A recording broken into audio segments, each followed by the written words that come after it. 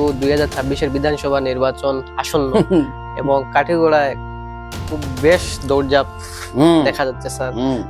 মানে একটা গণদাবি গণ আওয়াজ উঠছে যে বহিরাগত এবং স্থানীয়।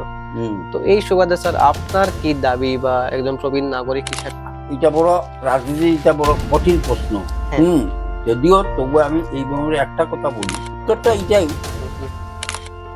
ভারতবর্ষে দেখা যায় বড় বড় নামি দামি নেতারা বাড়ি একখানে গিয়ে অন্যখানেও দাঁড়ায়, তখন তাদের পিছনে বহিরাগত নাম থাকে না, থাকে কি না থাকে না, হ্যাঁ তখন থাকে না।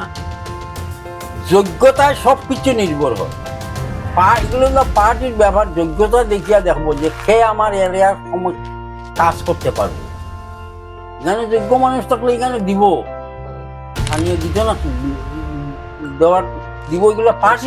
মানে আমরা জানতে চাই, যেহেতু আপনি একজন প্রবীণ নাগরিক হিসেবে আপনার কি মানে দাবি বা চাওয়া পাওয়া রয়েছে? এইরকম কিছু লেখা নাই যে বহিরাগত আর কোনটা, এটার ডেফিনেশন আমি কি বুঝলাম না, কোনটা বহিরাগত আর কোনটা মানে বর্তমানে মানে এই মানে একটা খবর, মানে একটা বাতাস হচ্ছে, সাউন্ড হচ্ছে যে স্থানীয় এবং বহিরাগত। মানে আপনার কাছে মানে দলীয় কোনো কিছু না, যেহেতু আপনি একজন স্থানীয় প্রবীণ নাগরিক হিসাবে, রাজনৈতিক দলেরও সদস্য না, না এমনিতে প্রবীণ নাগরিক হিসাবে আপনাদের তো চাওয়া পাওয়া থাকবে, সেই সুবাদে পার্টি তার বিবেচনা করবো।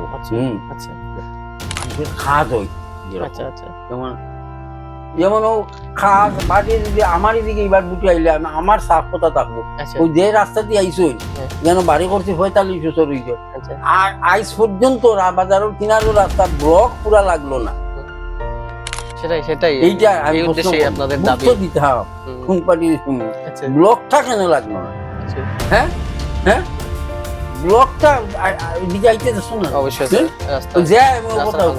গাঁও পঞ্চায়েত ইলেকশন কেউ বুট দিতে হয়, বুট বয়কট করে দিই। মানে এত খুব লাগে, খারাপ লাগে। হ্যাঁ, ও রাস্তা দিয়ে আইতে দেখুন অবস্থা।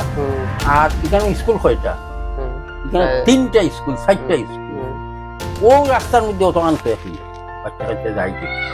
গত শিক্ষক দিবস আমার ইনভাইট করছিলাম, আমি খুশি। এখানে এমন ব্যক্তি আছে, এখানে এমন ব্যক্তি আছে যে এরকম 3 রাস্তা বানাইতে হবে, 2 নম্বর সুপারি ব্যবসা করি। আরে বলবো কি, আমি সরকারের আশা করি না, আমি সাফ করছি। ঠিক আছে স্যার, তো আপনাকে ধন্যবাদ আপনার এই মূল্যবান সময় দেওয়ার জন্য। এবং তুমি আইসো যে খুব ভালো লাগছে।